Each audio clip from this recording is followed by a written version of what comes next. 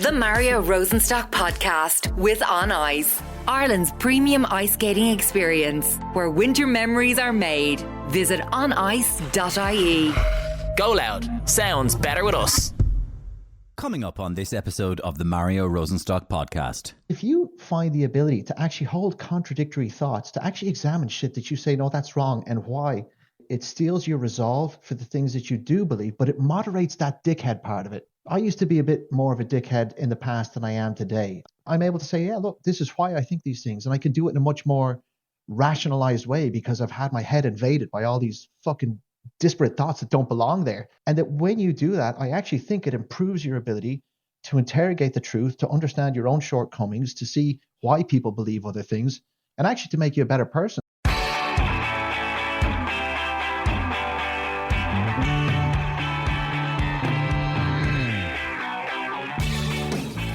Like a lot of you out there, I've been thinking a lot about Irish politics recently, and also I've been thinking a lot about American politics. And I wanted to kind of combine the two subjects in a podcast, and I was thinking about the right person to talk to about that. And sometimes whenever I want to get stuck into a really great chat about subjects like this, I have a couple of go-to guests that I love to thrash things out with. And Karl Deeter is one of them. So as a mortgage broker turned tech founder, Karl is well known for his knowledge of the property market and various economic issues, but also he is a great contributor on Irish social issues, Irish politics, Irish elections, and American politics and elections. He has very, very interesting and thoughtful, and I think fairly controversial in terms of Ireland, views on America as well. And Karl is also very interesting on the challenges of even having an opinion in the first place. He's a lot to say, and it's never, ever boring. So if you say, I promise you change, people seem to think change is naturally going to be good. Well, if we're on a regular day, just like a regular shit Dublin, overcast, 12 degrees, and you're like, the weather's going to change, don't forget, it could also fucking snow, or we could be flooded. Change doesn't mean that the sun is going to shine. You know, if you pick a fight with the biggest guy in the room, you don't necessarily get to say when it ends. I'm not taking sides, but I don't understand why we won't ask for the hostages to be returned, because that is the one thing that I think they're able to always fall back on to justify the level of aggression that's out there. And no one seems to want to say that.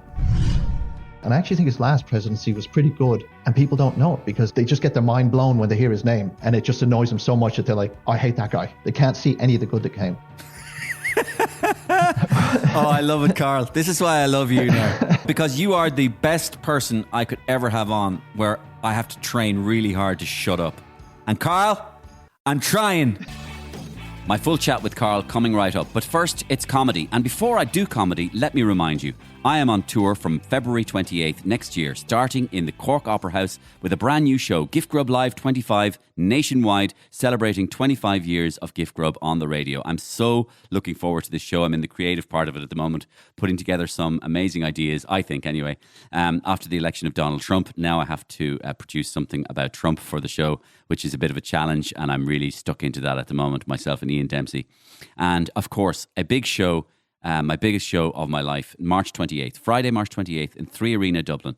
Please come and see me. Bring your friends. It's a one-off. It'll never happen again, probably.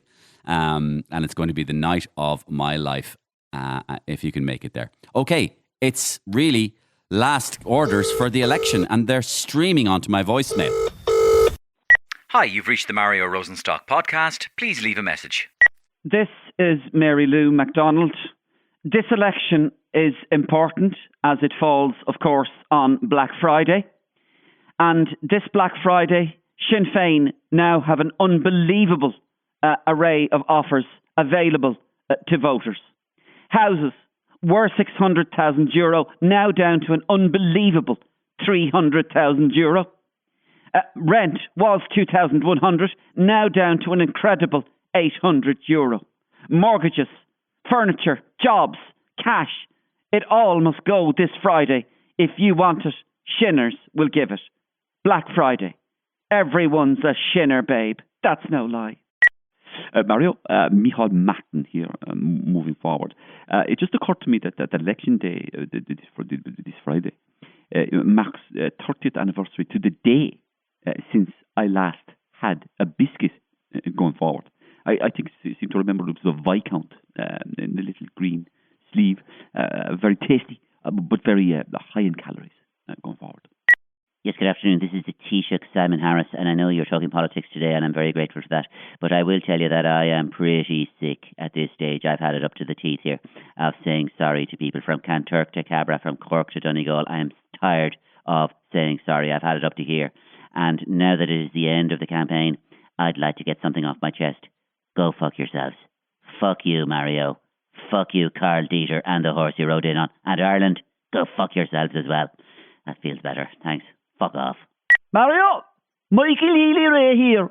These people are coming over the border and poisoning our way of life. Now, who am I talking about? I'm talking about Cork people streaming into Kerry, right? And they're eating the dogs. They're eating the cats. They're eating our footballers because they have none of their own. We need to build a wall, and I will make the people of Cork pay for that wall. They're not even people. They're animals. Thank you. The bowed Michael Healy-Rae. An exclusive comedy every week on this podcast that you won't find anywhere else but the Mario Rosenstock Podcast. And I'd like to say a thank you. Why I'm on at the moment is with help from our sponsor, On Ice. We couldn't do it without you, On Ice. Ireland's premium ice skating experience returns this festive winter season, and it's bringing back the magic of ice skating all over Ireland. It's nationwide, like my tours this festive season. It's got locations in Dublin, in Dundrum and in Swords. It's in Cork, in the Marion Market, and it's also in other locations, Waterford, Limerick and Galway. Enjoy Ireland's #1 festive and family entertainment this Christmas. On Ice. You can go to onice.ie. Grab your tickets now. Can you imagine? I think it's a great festive family thing to do. Fresh air, the cold chill of the ice, the rosy cheeks, the sound of those skates, the exhilaration, the vigorous exercise. You don't have to be a great skater. Even learning to skate would be a great thrill, wouldn't it? And I think On Ice are getting into this market, and I know they're in the UK as well. But I think they run a really, really, really good shop. Good family entertainment. Grab your tickets now. onice.ie. Right, let's catch up with the bowled Karl Deeter. We're going to talk about Ireland and America and politics. So, Karl, the election is upon us, and what are your thoughts on the Irish election the Irish election campaign from your perspective? What have you noticed? What stood out? I mean, a lot of people are calling it a boring campaign, that it's been uneventful. What from your perspective have you noticed? Yeah, it might be a little bit uneventful, but it's also, I think it's a short run into it. It's also a run in at the same time as people are thinking about Christmas. So as much as I want to think about all things political, I also have a lot of other stuff going on. And I can't get into that like super focused zone of it. In looking at where support is going, like I'm a traditional swing voter. I go all over the place. This time around, I'm back in Fianna Fáil because I feel that despite the issues in housing, and that everyone can name a million issues in housing, don't get me wrong, but I actually feel that Darragh O'Brien in his folio has been quite strong. As good as you can hope for, all things considered. I think Fine Gael is going to still do quite well. I think Fianna Fáil will do well. Although I think Fine Gael is going to suffer under Simon Harris's leadership. There's probably not a nice way to phrase it, but he's just he lacks that character feature where people warm to him. I think Leo Varadkar used to suffer from the same thing a bit as well. And certainly, some of the videos that are going around about the way he speaks to people, like that's fine if you're in a debate with other politicians, but you don't, like, people on the street, you can't talk to them that way, So I think that was really bad. Now he had enough courage to come out and say, look, that was a mistake, etc. But I think there's little things like that are damaging them. Like, I'd be quick enough to critique, but at the same time, he was probably at the end of a long day, had a few people saying stuff to him. The cameras were all over those. Those clips never made it anywhere. This lady says something. He's like, oh, for fuck's sake. And, and so that can happen. But like, anyone watching the clip doesn't know that. He reminds me of an undertaker who woke up one day in a lingerie shop, and there's just this awkwardness that it's like, oh my God, this shit doesn't feel right, Like, he just, like, almost like he doesn't belong there. Yeah. And I think that the electorate are onto that. And the other thing is as well, like, fine, he did get brought into power by his own party and they wanted to have young and new energy, but they took a guy like, what kind of energy have you got that brings someone from age 38 and makes them look 60? Like, that's some kind of weird, dark energy. And I just, with the direction the party is going as well, like Fine Gael used to appeal to people who were kind of like law and order and, kind of center right. And they seem to be, their window of ideas keeps shifting leftward all the time to try and appease other populists. And you actually lose the people who would have gone with you while you do that. And it's actually a common enough dynamic in politics that I didn't leave the party left me. But you can see certain parties undergo these shifts. And when they do, it's actually quite damaging to them. When I look at folios like Helen McEntee, in my own view, I think she's done a terrible job as a Minister of Justice, and she's more concerned with things like hate speech rather than the rampant crime that is on city streets all the time that like regular people really feel strongly about. I mean, I've got videos of people trying to rob my motorcycle, of kids shooting fireworks at cops last year and nothing being done. The police even told me they can't actually chase the motorbike thieves. So it's that kind of stuff where I think there's a disconnect between the body politic and the body public, and that's going to get filled. And I think that there will be a contraction of Fianna Fáil, Fine Gael numbers. I think Labour will stay somewhat stagnant. I think Green are going to get slapped. Sinn Féin probably won't do as well as their supporters want them to do, because I think there's a lot of independents and a lot of disaffected former Shinners who are going a different direction with their politics, and maybe more in the independent space. And I think they're going to have to fight over this kind of general left vote, which tends to be the predominant vote at this stage, actually. So I think it's hard to call definitively, but I wouldn't be surprised if we effectively end up with another Fianna Fáil, Fine Gael, and someone else thrown in type government. Look, I could be wrong when the votes are counted. I could be really wrong, because I often am, but I'm seldom in doubt. And my feeling at the moment is that it will not be as successful a Fine Gael campaign as they could have hoped for. And I think that Fianna Fáil will actually be underrepresented in the polls and probably do better. Yeah, so you feel Fianna Fáil might actually come out on top. And we might as well talk briefly about Micheál Martin then, because Micheál Martin has had a kind of a funny campaign, because his biggest impact on the campaign is basically saying he didn't have a biscuit for the last 30 years, which I think is extraordinary. And I think he's so standing on the sidelines. Every time he's seen in the campaign, he's just grinning.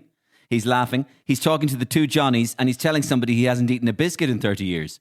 It's as if he's just taking the piss out of the political sort of a campaign altogether and just going, I'll opt out. Like, I don't know if that's like the really highbrow version of Nick Delahunty's make crime illegal type way of drawing attention to yourself by doing something outlandish. But like the biscuit in 30 years thing, when I actually saw that being spread around the internet, it just made me want to sandpaper my eyebrows off. It's just one of these things that you can't like, where are we going? That's like the biggest news of the day. Yeah.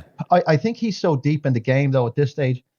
I actually think that people actually have a really good idea of who he is, because he's one of the long-standing politicians who's been there, been through the ups and downs, been through like some serious mass political extinction events such as the financial crisis, such as COVID, Fianna Fáil, and Fianna Fáil generally, and so weird, like, because I swore after the financial crisis, like, I would never support Fianna Fáil after that, and yet here I am this year saying that I actually am going to do that because I changed my opinion on things, but so in a way, I think all he has to do is stay true to himself, be his regular self, bash Sinn Féin.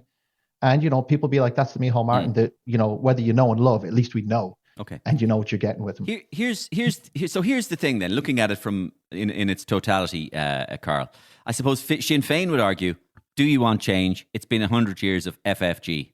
So my question to you, with somebody who has a good overview of property, housing, finance, economics, tech, and politics as well, both Irish and American, if you were a voter, as you seem to have implied already, do you think we're all just as well throwing in our lot behind the status quo, or is it worth risking a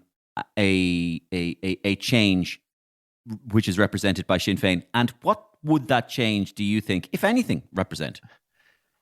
So people quite often say the status quo, and they view it almost as if it's a dirty term, like, oh, it's a bad thing. And they don't realize the sacrifice and assuming that your status quo is not like that you're in a war. They don't understand the sacrifice, the effort, and all the things that go into making a status quo actually exist. The fact that it exists proves that it's tenable. In other words, it can exist, which a lot of the ideas that people say they're going to replace them with have no basis in reality.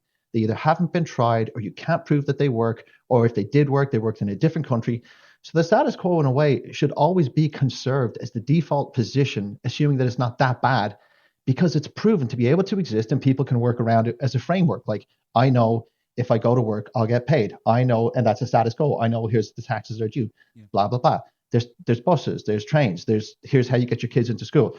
So this idea that the status quo is bad, I've always seen that as propaganda terms, as actually the thing that charlatans say by promising you this new, better, improved recipe, and we've got all this stuff. It's like, well, it was all so good. Like, no one does it. Like, they just sit around ignoring good ideas. When it comes to the likes of Sinn Féin, then, like, Northern Ireland has a population of about 1.9 million. So they're about 40% of the population of Ireland. And last year, I think they built less than 4,000 houses. This year, they're on trail to do about 4,000 houses. By definition, that would be the same as if we had a 12,000 house output, and yet we're doing up around 40,000 houses. They've got a 70-year waiting list on public housing and a higher homelessness figure amongst that 1.9 million than we have in the 5 million people living in Southern Ireland, despite the fact that we've taken in hundreds of thousands of people from other nations to help them flee wars and things. So, like, that's where Sinn Féin, that's their actual today performance. So if you say, I promise you change, people seem to think change is naturally going to be good. Well, if we're on a regular day, just like a regular shit Dublin, overcast, 12 degrees, and you're like, the weather's going to change, don't forget, it could also fucking snow, we could be flooded. Like, change doesn't mean that the sun is going to shine. So I'm often sketchy about those things when they don't have a track record, when their overtone is one that is about really trying to blast a system that took a long time to start to try and get right. And one thing I will say in speaking to the kind of people that I would speak to, which is, lots of different investment companies from all over the place, a lot of them say, like, they don't know anything about Irish politics, but they know about Sinn Féin. And that's because Sinn Féin scares them. And as much as you can hate, funds that come in and, put money into housing or buy loads of houses, and people say that's wrong, the fact is there's a lot of houses that wouldn't exist had they never spent their money here. And that needs to be understood. And so it's a kind of a paradoxical situation of saying change somehow is good. It's not. Yeah, okay. I see the point. Let's drill down into a couple of more specifics in the Irish election campaign. And you're interested in talking about the monk. Why? I just think it's such an aberration. Sometimes you get people who come into politics and they really, I don't want to say they have no place in politics, because theoretically anyone can run once they satisfy the rules. But here's a guy who, had a criminal past. There's many allegations since then about very, very heavy criminal involvement. He saw some of them down there, but it was publicly linked that he was also behind a very large armed robbery many years ago. And then he's also involved in this giant cartel war against him and his family. And then it goes from that to, I want to represent the people of the inner city. And it actually has the basis, like, someone is definitely going to make a movie about this. It is just, if in particular, if he gets in, it is game, set, and match. Someone has to make a film about it. But he, around the North Inner City, I have two offices in town. One is on Pearse Street, the other's on North Circular Road in Summerhill. And so I kind of always have, I think I have, maybe wrong, I think I have usually a pretty decent reel on the real kind of towny people, because they're who I talk to every day. And a lot of them would be saying, yeah, sure, why wouldn't we have him in? At least we know he's a criminal. Or, like, their view of politics is so disaffected that I actually think he's going to do better than people think. Like, there's loads of people that, he'll never get more than, 100 or 200 votes. But, like, I was told he has people canvassing in the prisons. Like it's just wild stuff that like. Have you seen his truck? Have you seen his truck going around with the there's the pre-recorded? Obviously, it's the truck with the loudhailer, but obviously his voice is in the loudhailer, but it's pre-recorded. But his pre-recorded voice is so funny because it's obviously his voice, but you know that it's pre-recorded, even though he's saying but it sounds like somebody in the truck driving it, even though you know that that's the monk's pre-recorded voice in the middle of the street. Yeah, I mean, but like I'll put it this way. Imagine, obviously, it wouldn't be the same because they're on two different levels of notoriety and various allegations made. But like, what if like some fella from a cartel ran for politics, or one of the Kinahans? You'd just be like, this is just unbelievable stuff. But he is actually running, I think, a campaign that is touching the minds of a lot of very disaffected people who are saying like, this guy is proper one of us. And I think that is part of the same dynamic that would have helped Gary Gannon in the past, for instance. So you can't say it doesn't sell. You can't say it doesn't work. It's a Robin Hood kind of thing, Karl, in a way. I mean, look, there's a massive difference, I think, in public perception between, let's say, the Kinahans and the monk. I mean, the monk is seen as kind of approachable. I know it sounds mad, but he is seen as approachable. He's seen as one of them. His association with the Corinthians boxing club is genuine. His association with the inner city is genuine, and that's not fake. So there is that side to him, apart from the criminal allegations side, which is for sure. Well, but this is the thing. I mean, would we have had Kelly Harrington if we didn't have Jerry Hutch? She started at the boxing club that he used to back. I'm just trying to say that there's a complexity. Do you know anyone who ever like did serious amount of time in jail, or like any bad people? No. Okay. Well, I've known quite a few. I know about 11 people have been murdered too. It's just the way my life has gone. Like I've just met some people who've done really bad things in their lives, and there is this complexity, and I can't really articulate it well. But you can have people who have done terrible things, and yet at their root, they're still loving parents. They still have to eat breakfast. They still, run for the bus, call around to make sure their mom is okay. And there's a part of me that thinks that certainly in some of the parts of Dublin where they're saying like immigration is an issue, lack of investment is an issue. He's like, well, I invested in you when that was just me. That wasn't even me getting government money. And for all my faults, you probably have a cousin or someone that who did something bad, and that there's still some good in them, and so there's some good in me. I'm not even sure what I'm trying to say here. I'll help you there, Karl. I mean, it's slightly tangential, but one of the things that you're getting at is, in a way, it not only are people complex, but it doesn't actually matter whether he is good, virtuous, bad, liked, unliked, or the other. What matters most to a lot of people is, can they make him an instrument to make their community better? So it's not as if and this goes back to the Trump thing. As many people have said, not many men would want their daughter to have dinner with Trump. But that's not to say that they wouldn't vote for him, because he, for them, represents an instrument that they wish to clean house, that they wish to deliver this, to deliver that, to get rid of, to implement his policies, however you feel about them. What do you think drives that, though? What do I think drives what? That emotion where it's like, I'd support someone who I wouldn't want to have, dinner with my daughter. Because it's not them. He's not them. Them who? Them. He's not them. This is for me the entire crux of the matter. He is not part of the body politic. Yes, I don't particularly stand by everything he is personally, but he is capable of getting things done for me and my kind. Part of the reason is he understands us. Part of the reason he understands us is he's one of us. Yeah, and in his own funny way, he's truthful. And this is a very Trumpian thing. Yes, I don't agree with the fact that he was that he robbed, but at the same time, better the robber you know than the robber you don't. And these guys, and I mean, he said it himself. Why not vote for me? The gangsters the Dáil is already full of gangsters, you know. So that's some strong rhetoric, to be honest with you, you know. But I think people, they can identify with that. Yeah. And there's a feeling of I don't want to say kinship, and not necessarily an endorsement of it, but an understanding of it that I think they might lack with other politicians, where they don't know what a politician actually does, or the difference between, say, always what a councillor's duties are versus a TD. But they know him, and it's like, yeah, he's from here.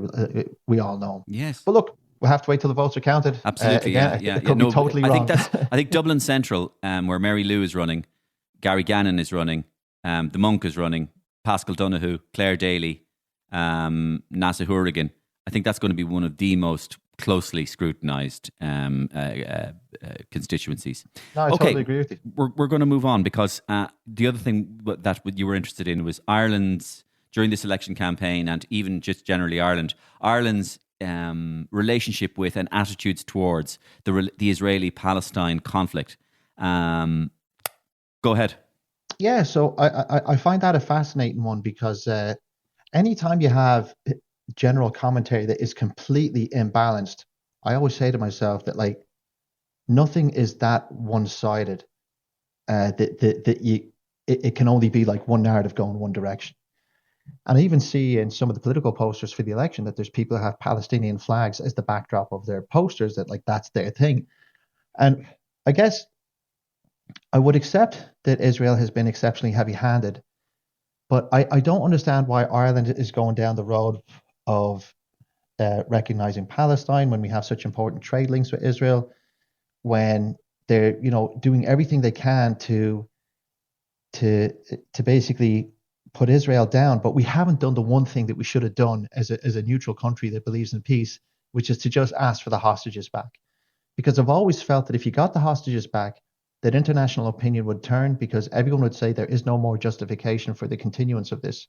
But no one ever does it. I don't understand that. And I think I might be slightly blinded on this one, that I just can't see it. But my study of that geography, of the history of the conflicts between them, you know, I really feel that October 7th, it was really, really wrong. And, you know, if you pick a fight with the biggest guy in the room, you don't necessarily get to say when it ends.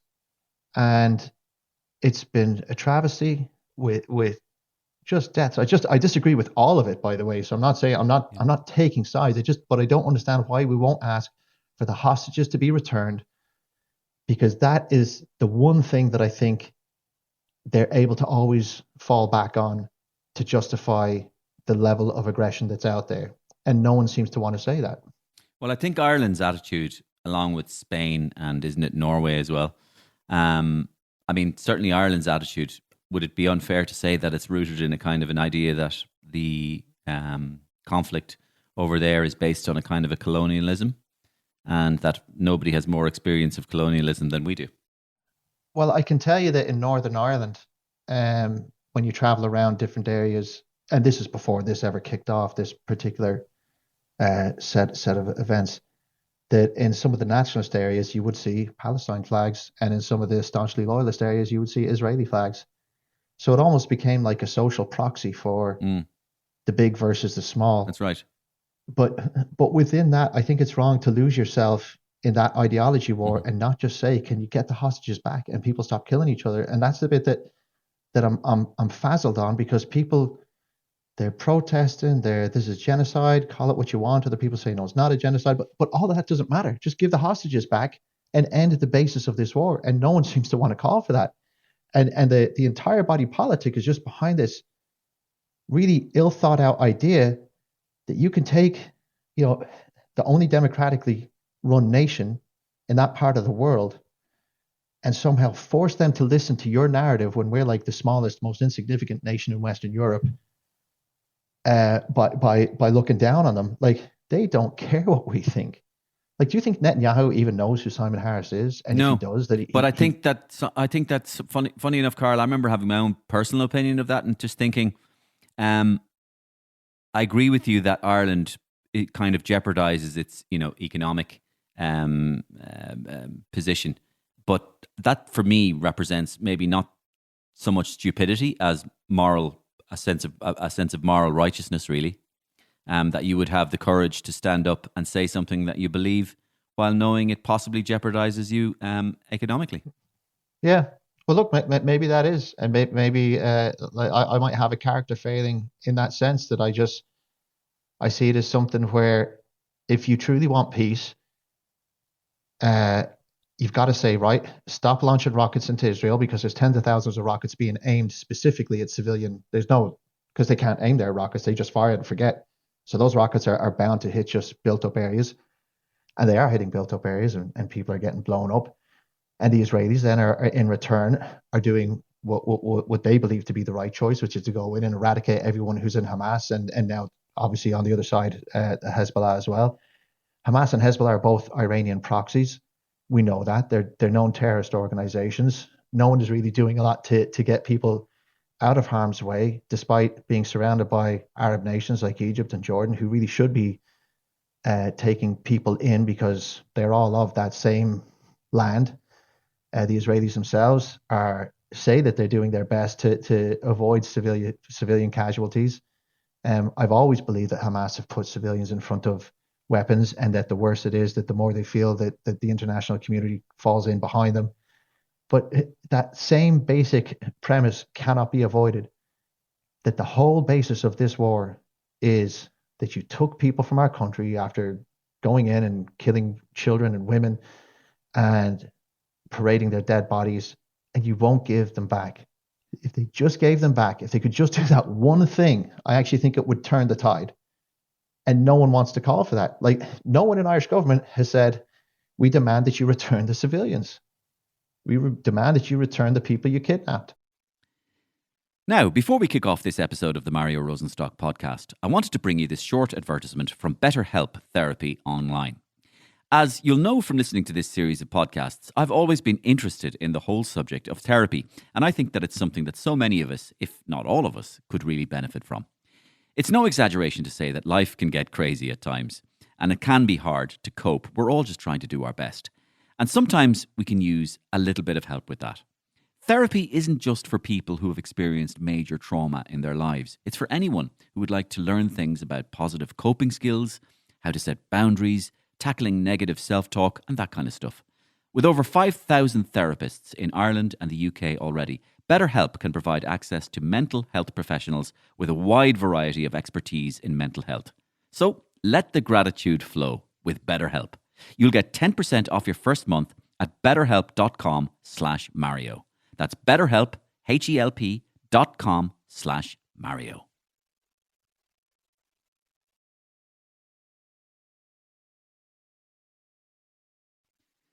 Now, before we kick off this episode of the Mario Rosenstock Podcast, I wanted to bring you this short advertisement from BetterHelp Therapy Online. As you'll know from listening to this series, I've always been interested in the whole subject of therapy, and I think that it's something that so many of us, if not all of us, could really benefit from. It's no exaggeration to say that life can get crazy at times, and it can be hard to cope. We're all just trying to do our best, and sometimes we can use a little help with that. Therapy isn't just for people who have experienced major trauma in their lives. It's for anyone who would like to learn things like positive coping skills, how to set boundaries, tackling negative self-talk, that kind of stuff.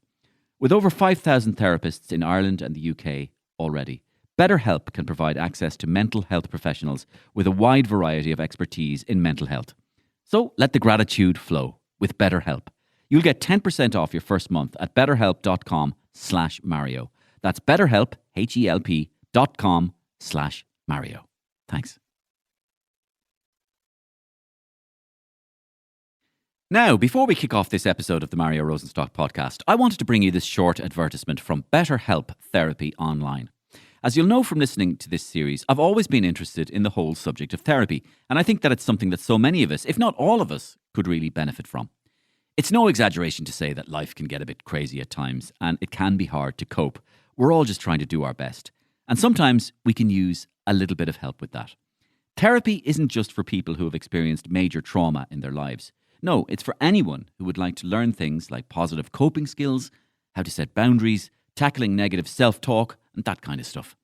With over 5,000 therapists in Ireland and the UK already, BetterHelp can provide access to mental health professionals with a wide variety of expertise in mental health. So, let the gratitude flow with BetterHelp. You'll get 10% off your first month at betterhelp.com/Mario. That's BetterHelp, HELP.com/Mario. It's not said. Like, we've got loads of politicians. Like, we're not short of politicians. None of them have said it. Okay. But we're good on the morality on the other side of it. And that's the bit that I just never was able to weigh it up and make it make sense. One of the other things you're interested in, Karl, from your perspective, from finance and economics, etc., is the relationship between the US and the Irish, and especially the new relationship that's coming after January 20th, when Trump is inaugurated. So, how do you see the threats and opportunities there? Well, I think Ireland has always, with the USA, punched way above our weight in terms of our kind of indoctrination into popular US day-to-day life. St. Patrick's Day is a huge parade. About 1 in every 3 or 4 people in the USA have some form of Irish heritage. We really are a country that is, like, in many ways known. Now, I'm not saying that means that people could point to it on a map, because Americans knowing thing is not the same as, like, the way that we describe knowing things. But they get it, that there's this idea of Ireland and leprechauns and all the usual tropes that make you just roll your eyes to heaven. But at the same time, it is an incredibly positive thing. Now, we've been in the targets for about 15 years at least. Barack Obama initially described Ireland as a tax haven. He wanted to go after us. Eventually, Trump took over. He said, yeah, look, I want American companies, I want manufacturing back. That narrative never went away. But this time around, they're bringing in people who really, they're the type of people who used to work in this kind of tax planning. And so they therefore know how to unwind it. Whereas I think in the past, it was more of a something that was happening amongst the political chattering classes. One thing that I think Trump is doing now is he's filling his cabinet. Whatever you think about his picks, they are highly effective people at getting results in their chosen fields. And, the guy who's taken up the trade position, who was one of the founders of Cantor Fitzgerald. Lutnick. I think he is the kind of guy who is going to know which buttons to press and when. And that could be very concerning for us, because I guess there's a few things. I mean, on one side, a lot of what will be affected will be pharma, and that will just get passed on if they put tariffs on it or anything like that. And the tariffs on that they won't be significant enough for the end drug price to be changed too much. The same way, because the way that, say, petrol in Ireland is priced, that when oil prices rise, we don't feel it as much because there's so much buffer tax in there that it's not as directly related. But it could have a big effect for the tech sector. It could have an effect for foreign direct investment. I mean, in the past, if you looked at the world and you looked at foreign direct investment, a few countries really stood out: Ireland, Israel, and Singapore.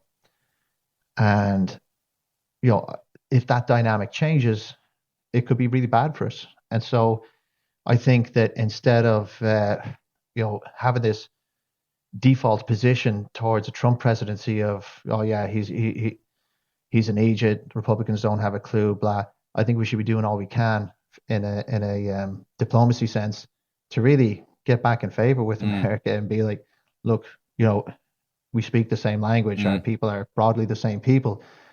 It never made sense for me that we had such a staunch divided alliance towards Democrats and just always looked on Republicans with disdain, because some of the best presidents in all of American history were Republicans, and that I'm saying not just Abraham Lincoln, but Reagan was a great president.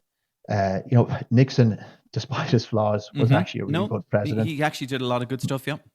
Oh no, wonderful. And then you've had some pretty trashy Democrat presidents, like Jimmy Carter was a terrible president. I thought Bill Clinton was a good president. Barack Obama, although people deify him, actually was not that great of a president. He was, divisive. America didn't do that much better, despite him starting off with an economy that was in the doldrums. He didn't set the country up on a growth trajectory. He never achieved more than kind of about 2 to 3% growth in any year of his presidency. And I think people realized in the end that he happened to be the best rhetorician of the last 100 years, right up there with Kennedy, right up there with Martin Luther King. Yeah. I mean, that guy, like, if you're not moved by his speech when he took office, that he gave in Grant Park in Chicago, then you're already dead on the inside. I mean, it is up there with, I Have a Dream, but that's also up there with Trump standing up after getting shot, screaming, fight. Like, there's these iconic moments in history that just, to me, blow my mind.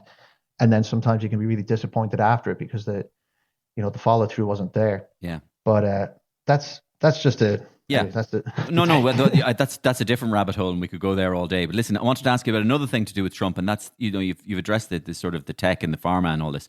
But the other one is, like, talk to me like I'm a 2-year-old on this. Maybe I'll have David McWilliams on sometime to really talk to me like I'm a 2-year-old, because he's good at that. But no, because this is something, right? So Trump says, my favorite word. What's his favorite word, Karl? I don't know, cheeseburger or something. No, his favorite word. The most beautiful word in the world. No. Tariff. Tariff. Yeah. Sorry. He's getting back to a guy called Mackenzie tariffs that were around the 1870s. Yes, that's right. Yeah. So I want to ask you about that, because, so like, somebody says tariff, right? So let's say your car costs 10,000. The Chinese car costs 10,000, and Trump puts a 40% tariff on it. And now the car is going to cost 14,000 to the American consumer. Just explain to me, when somebody says the tax is going to be paid by the American consumer, and Trump says, no, it won't, and 99% of economists says, yes, it will. Where are we going with this? Yeah. Where are we going with this argument? So basically, when you create tariffs, it has a load of different effects, and they were kind of tariff wars. This is over 100 years ago, also known as beggar thy neighbor type policies. The world was slightly different back the last time the tariffs were run as well, because money was on the gold standard, and so you would have had this like long-lasting depression where they couldn't increase the money supply. Now you can. But the basic thinking is this, that they're saying that if you want to bring, say, your Chinese car at 10 grand in, that we're going to charge 4,000 on that. And yes, whoever chooses to buy that ultimately gets hit with a higher price tag. So it does cause inflation for the people that are there. But what it also typically does is drives pressure, like, for every action, there's an equal opposite reaction. So in one way, there's a tariff coming upriver to the consumer, but there's another one going back down, which is a push down on prices. Because if two cars are 10 grand and suddenly one is 4,000, then the clearing price for that car needs to get closer to 10,000. And there's no way to do that other than the supplier to chop their costs and to take the economic pain on their profit margins, typically. So it will usually result in two things. One is that less of those cars will be produced. Two is that it will decrease the margin of the producer. Three is that the end user will ultimately pay the tariff. So it's not always a great policy. But with certain things where Trump feels that the US economy is being shortchanged, there is, at least in his administration, a view that there's certain things worth protecting. And every country has the things that they say, we believe in protecting this or that, whatever it may be. And in the USA, the automotive industry is one that was hugely protected going back even 50 years. At one stage, the best paid union jobs in the USA were in Detroit, and they saw what the destruction of the car industry did. And I think that they're saying, look, if you think that you're going to take something that should be here in America and move it to Mexico for lower labor prices and then drive it back across the border, and that's not going to be a problem for us, well, then you were thinking wrong. Mm-hmm. And when he says that kind of thing, people tend to listen, because the one thing I will say about Trump, he's kind of a snap conviction type guy. Like, and that's not only in economics, that's even in diplomacy. I mean, there's a guy in Syria called Bashar al-Assad. Mm-hmm. He's from a kind of minority family that have ruled the place for almost 50 years. His dad was in charge and he was. And Syria used to be a wonderful place. Then, there was kind of a civil war kicked off. Anyway, during the reign of Obama, Bashar al-Assad used chemical weapons on his own people. Mm-hmm. And Obama said, just stop. It's a red line. There will be, this is a red line. We're going to get NATO involved, etc. The ultimate end result was that nothing happened except that a lot of children died from a chemical bomb. So al-Assad did the same thing again during the Trump presidency. And the very next day, bombs rained down on his air force and effectively wiped out most of the functioning Syrian air force. So that's the kind of guy you're dealing with. Like when he says that stuff, you can be sure that it's gonna quickly be done. He's not saying it for fun. Like when he threatens people, he really means it. And that's why you saw the NATO countries start to fund more. That's why I actually believe that the Russian-Ukraine war probably will end once he takes office, although it seems to be escalating at the moment in a way that is quite concerning. And he's a guy who has some strange convictions, but he has convictions. You know, he's not there to be a chameleon who cares about just being loved and voted for. In his own strange way, he and J.D. Vance, by extension, are the living embodiment of the archetypal American dream, making decisions for America. I think his presidency is going to be a very, very powerful one. And I actually think his last presidency was pretty good. And people don't know it because they just get their mind blown when they hear his name. And it just annoys them so much that they're like, I hate that guy. They can't see any of the good that came. Oh, I love it, Karl. This is why I love you now. This is why I love you. Because you are the shit out of you. No, because you are the best person I could ever have on where I have to train really hard to shut up. And I do. I work really hard. And Karl, I'm trying. I'm trying. You know, I'm going to give you a 5-second segment where you can just blast me with all those things that you didn't get to I don't want to because my discipline is good. I'm keeping it up. So you're kind of half answering my last question. And my last question is, while the world shudders and teeters and fears what the next 4 years are going to bring, I presume, because you've always been ambivalent about this and ambiguous, a little ambiguous, and that's why I've always enjoyed your commentary on it, because I listen to it.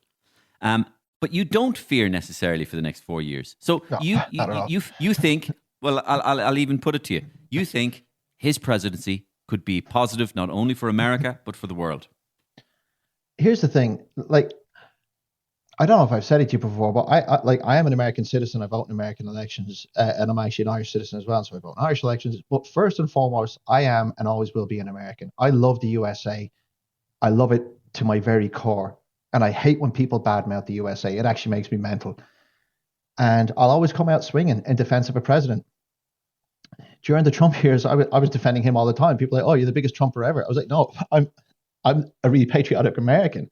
I was never asked to do that during Biden.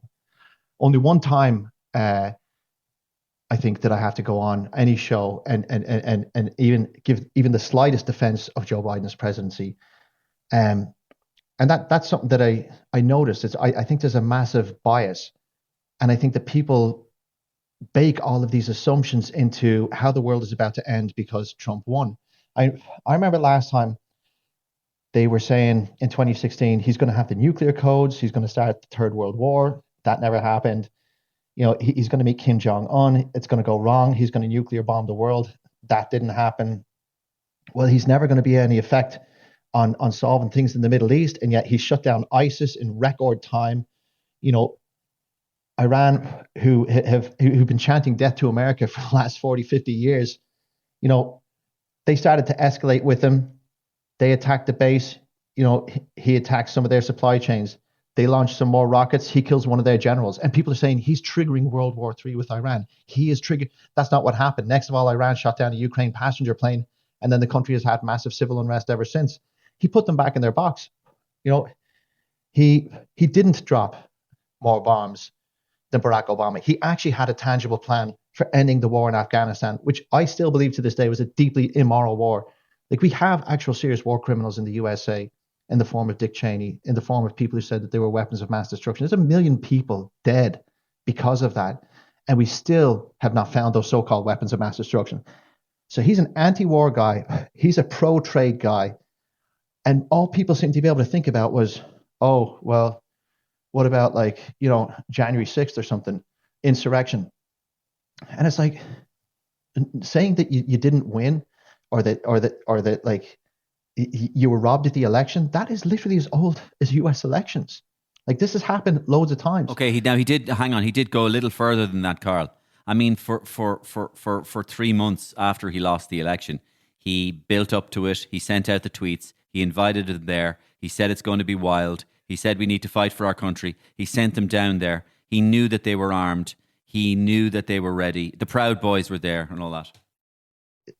The Republicans are known as the party of guns, okay? And yet, in that apparent insurrection from the party of guns, shots weren't fired by the people protesting. The only person who got shot was an unarmed woman shot by a cop who was a former naval officer. That was the one person who died that day. Now, there was another guy who had a heart attack, and they said he died, as a result of that. There was a couple of guys who tragically then committed suicide later on down the line. But they're attributing all these things as if it was like it was on January 6th in that moment. Twitter then took down the video of him saying, look, we're the party of law and order, go home. But I remember being at the protests over George Bush winning the Electoral College against Gore. I remember seeing videos of my friends in Chicago posting huge demonstrations of the Not My President, saying that Trump was an illegitimate president. I remember the move to end the Electoral College by the Democrats. I remember the move for them to look for what was called faithless electors, to actually have the people who were responsible for delivering electoral votes to say, look, just don't do them and break your law. So American politics has taken a fairly nasty turn. But the reason I'm ambivalent is because the USA is still a great place. It's full of great people. It's a vibrant economy, full of wonderful ideas, and a great mix of just all these amazing things. And it's actually pretty robust. Like if you try and tear that down, it's not easily destroyed. And Trump isn't going to be able to do it. And not only is he not going to be able to do it, but he actually represents a lot of the things that Americans love. He's a guy. Yeah, silver spooner, fine. He started off, but he lost everything. And then, he had to make it all back. And he did it. He actually did it. He came back. He rose from the ashes. That is the American dream. The guy who loses everything and then comes back. And it wasn't even real estate. Like he made huge amounts of money from television, a hugely successful show with The Apprentice. J.D. Vance, the American dream, raised by his grandmother, who was a nut job and used to threaten people with guns. Raised by his grandmother because his mother was a drug addict with like 17 feckin' husbands. Goes off, joins the military, gets deployed to the Middle East, puts himself through university, Yale, writes this bestseller book talking about his life as a poor white kid growing up, and boom, becomes a senator, boom, becomes the vice president. Like, if you can't feel amplified by that, if you can't in your heart say, oh my God, there's hope for everyone, if that doesn't stir you inside, then you know what? You're just a person for whom all positive emotions have died. And like I said, it's like Trump standing up saying fight after getting shot. Okay, you're trolling me now. Fucking right. I'm not trolling you. You are. No. You want me to jump through the screen and just... Okay, you've done enough now. Because I'll tell you, I've given you such a good run at it, right? And now you've got to just take that now and just take it. But anyway, last week's guest, right, Ross Brown, the comedian, he did some professional wrestling. And I've been thinking about this all week since I talked to him. That, by the way, may I just say, is some weird shit. A comedian who did professional wrestling. Yeah, that's right. He was a professional wrestler. And very interesting story. And one of the things was that I was thinking was that one of the reasons for Trump's success in America was his association, political success, was his association with WWE. And why is that? WWE is a world which is all about, it's cartoon. It's all about goodies and baddies, right? It's also all about believing stuff, buying into it. I said to Ross, do people in American wrestling, the crowds, believe that it's real? And he said, no, but they buy into it. They suspend disbelief. So this character arrives in, Jake the Snake or whatever. Trump is a WWE character. Notice the way he wears the same costume all the time. He is, I'm investment Trump. I'm the investor, the Terminator, the Trumpinator. And then he arrives in, yay. Okay, who does he talk about? The enemies. Who are the enemies? They all have nicknames. Sleepy Joe, Crooked Hillary, Jake the Snake, Little Marco. And what is he going to do? He's going to slam dunk the enemies. And what happens is, when he says something, I didn't do this. There was no such thing as Stormy Daniels. His audience believe him. They believe him. Now, they go, do you really believe there was no Stormy Daniels? The audience will go, of course there was Stormy Daniels. Of course there was. But we choose not to believe it because the Trumpinator is here. So that's the way I see it. I see it in terms of huge part of his success is part of, well, WWE is based on American folklore anyway. The winners and losers and So, yeah, I'll work through that one with you for a bit and maybe tease it out a bit. So yeah, WWE. But he actually used to get in the ring and break chairs over people back in the day. Fake chairs. But I'm saying he was in there. He wasn't. They weren't real chairs. It's a lie. So. Oh yeah, here. Let me. My founding position. I know that WWE is not real, but I'm saying like that's people would see him in there, and he was doing that, and then he ran The Apprentice, which was again winners and losers. Picking who's the best, firing people. You're gone, and he built up this huge, what I would call the Trump aesthetic. Man of action. Now, yeah, and the Trump aesthetic, by the way, is also the reason why up until recently he was the most mentioned man in rap music. He got more mentions by rappers than like any other person ever. They're all because of this Trump aesthetic, which is, bolshy, rich, decision maker, badass, beautiful women, gets beaten down, jumps back up. And then just through incident, the WWE started to fade away, and I think professional boxing went through kind of in the last kind of 15, 20 years, it didn't mesmerize the crowds the way it used to. It was really after the demise of Tyson, I think it just kind of started to go down. But what did take its place was the UFC. And the guy, Dana White, who was a founder of the UFC, Ultimate Fighting Championship, Trump saved his ass several times. And so Trump then became synonymous again with this fighting sport where he was front and center. So it's almost like he can spot where the lightning is going to strike, and he just goes along and puts his rod up and takes all that power down into him. And that's not, people say, oh, he's an idiot, he's a moron, he's an imbecile. You can't keep doing that time and again and not know anything. So I think there's this misbelief, or this wrongly held belief, that he's a dope, and he most certainly is not. And he was able to, come back. Only a second time in American history that it had ever happened since Grover Cleveland, and miss a term and then strike a comeback. Like, it is literally unheard of. And this time he took the popular vote, took the Senate, took the House, took everything. It's a landslide.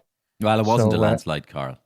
Well, Bill Clinton had a mandate landslide with 43% of the vote in his first term. Yeah, but that was because of Ross Perot, though. But the Trump has only barely won the popular vote by about 1%.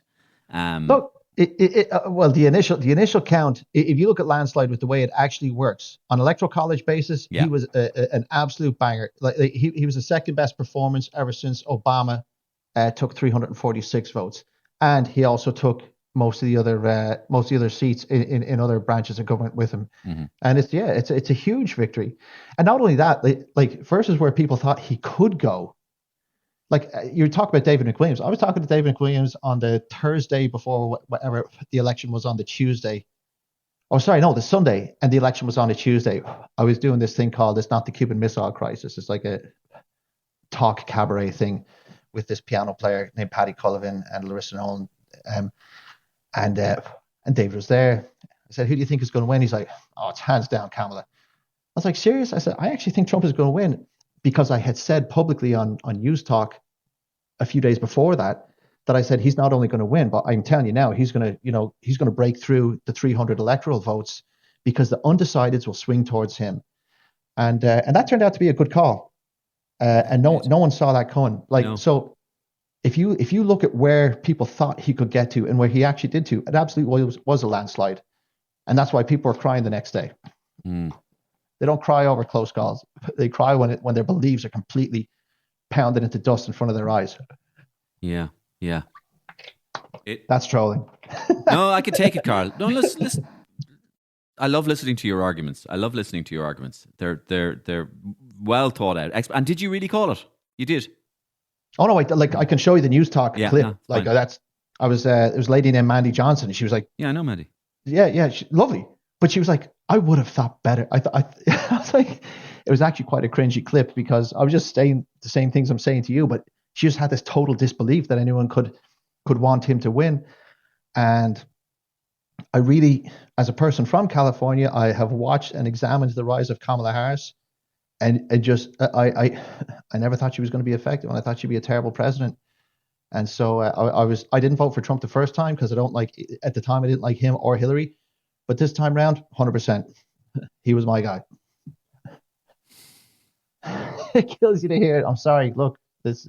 It doesn't kill me to hear it. That's not right to say that. Well, no, but you're kind of shaking your head. And you see, just because I like you doesn't mean I want you to believe everything that I believe. You know what it is? I think I'm somewhat sensitized, is that I actually think that people judge you for your political beliefs, at least a little. They're like, oh, you poor thing. Like, oh, you're a full-grown man and you still believe in the fairy tooth. Well, that's the footballification of politics. Oh, you support Man City, you fucking poor Egypt. Yeah. No, but I think we need to nurture ourselves out of that. And I think if we get ourselves out of that's part of the problem we're in at the moment. People still need to go to have Christmas together. We still need to do Christmas. You can't just cancel Christmas because Uncle John is a Trump supporter. Do you know what I mean? Yeah. We need to live together. That actually is what's happening, though. And in fact, if you look at, for instance, there is a growing trend towards people tribalizing through political beliefs, which is a huge mistake. Politics is kind of bullshit in a way. Like, no one ever wants to say it, but like, it's not real in the way that, say, you having dinner with people that you love is real. You know, it's not real in the way that, like, my kids are real to me. So it is kind of bullshit. And also, to add weight to your point, of course it's not real, really, because we hardly ever talk about it until the end, until it matters, until the last few days. Most of the people in America and Ireland don't give a shit about politics. They go along with their day's work. They get on with their lives, their families, their GAA, their sport, their friendships, you know? So it's only at the end, when it comes up to it, that suddenly we're all involved in politics and we're political. Carl, I think I've milked probably the last bit of it of anything interesting I have to say. No. You could go on for hours. You could go on for hours and hours, and you're endlessly interesting. And I could listen to you. Honestly, I could listen to you for hours because I think for me, you helped to open up that other side of my mind that needs to be listening to. It's like you're like that thing. I'm thinking of leaving Twitter. Because of just there's too many Elon Musk. It's great. Twitter is great. Don't do it. I'm thinking of leaving. But one of the things I've been doing for the last year, or for the last 5 years or whatever, is signing up to accounts that are against the way I would normally think, to keep my mind open. And I find that very. Do you want to know something weird? Yeah. Because I'm friends with so many people in media and journalism. That's all I've ever known from Twitter, is people saying stuff I don't agree with. That's all it's ever been. And it's weird because people are like, oh, you know, folks just end up falling into these echo chambers. And I was like, how does that happen? Because like everyone that, like, every tweet I see is always loads of shit that I disagree with most of it. But yeah. I'll tell you what's amazing though, is if you find the ability to actually hold contradictory thoughts, to actually examine shit that you say, no, that's wrong, and why. It does two things. One is it steals your resolve for the things that you do believe, but it moderates that dickhead part of it. I used to be a bit more of a dickhead in the past than I am today. I've struggled with it like ever since I was young, but I'm able to say, yeah, look, this is why I think these things, and I can do it in a much more rationalized way because I've had my head invaded by all these fucking disparate thoughts that don't belong there. And that when you do that, I actually think it improves your ability to interrogate the truth, to understand your own shortcomings, to see why people believe other things, and actually to make you a better person. So now is not the time to leave Twitter. Now is going to be a time for you to go through a massive opportunity of internal growth, because you will just be hit with lots of shit you disagree with. If you want to go to an echo chamber, fucking sign up for Blue Sky or Mastodon. Great. Twitter's where it's at. Okay, Carl, we're definitely going out for that lunch now with Patrick. All right. Brilliant. Let's leave it there. Listen, so many topics we could have embarked or sort of elongated as well. I love the whole American presidencies discussion, Obama and Nixon and Clinton and all that sort of stuff, and Reagan as well. I love all that chat as well. I love talk because it's a history, political history as well. Don't wait a few years. We'll do a proper deep dive into some of the vagaries of American presidencies in the next time I'm on. Okay. And because there's actually some really good ones. Like I said, like people say Nixon was a bad president. Not true. He was mega. China. It's just that's it. Yeah. China. I'm not a crook. China. Look what I did in China. And that's it. Thanks a million to Karl Deeter for coming on the Mario Rosenstock podcast and having a chat about all those issues, which are so topical at the moment. And good luck to you if you are out and about and going to vote, or if you've just voted. I hope many of you do. It's the least we can do to exercise our democratic right. Let's get a high turnout going. Let's show the people in power what we feel. Let's express our preferences. It's a really, really good chance to express an educated opinion. Unlike, maybe the American and the British system, which is first past the post, we can really, really tell the politicians through our STV proportional representation method what we think, and they can get a good idea of what we're thinking. Tell somebody else, one other person, about this episode. I'd be very grateful. And thank you to On Ice, Ireland's premier ice skating experience. It's returning this festive season. Locations in Dublin, Dundrum Swords, Marion Market in Cork, as well as locations in Waterford, Limerick and Galway. Enjoy Ireland's #1 festive and family entertainment this Christmas. Go try it. Visit onice.ie, grab your tickets now and have a ball. That's it for this episode of the Mario Rosenstock Podcast. See you same time, same place next week.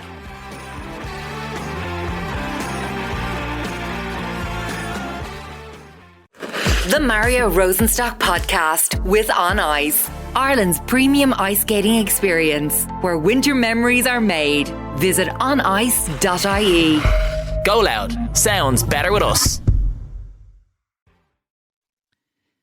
Now, before we kick off this episode of the Mario Rosenstock Podcast, I wanted to bring you this short advertisement from BetterHelp Therapy Online. As you'll know from listening to this series of podcasts, I've always been interested in the whole subject of therapy, and I think that it's something that so many of us, if not all of us, could really benefit from. It's no exaggeration to say that life can get crazy at times, and it can be hard to cope. We're all just trying to do our best. And sometimes we can use a little bit of help with that. Therapy isn't just for people who have experienced major trauma in their lives. It's for anyone who would like to learn things about positive coping skills, how to set boundaries, tackling negative self-talk and that kind of stuff. With over 5,000 therapists in Ireland and the UK already, BetterHelp can provide access to mental health professionals with a wide variety of expertise in mental health. So let the gratitude flow with BetterHelp. You'll get 10% off your first month at betterhelp.com/Mario. That's BetterHelp, HELP.com/Mario.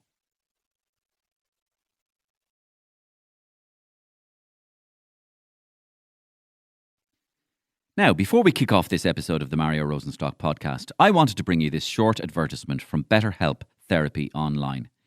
As you'll know from listening to this series, I've always been interested in the whole subject of therapy, and I think that it's something that so many of us, if not all of us, could really benefit from.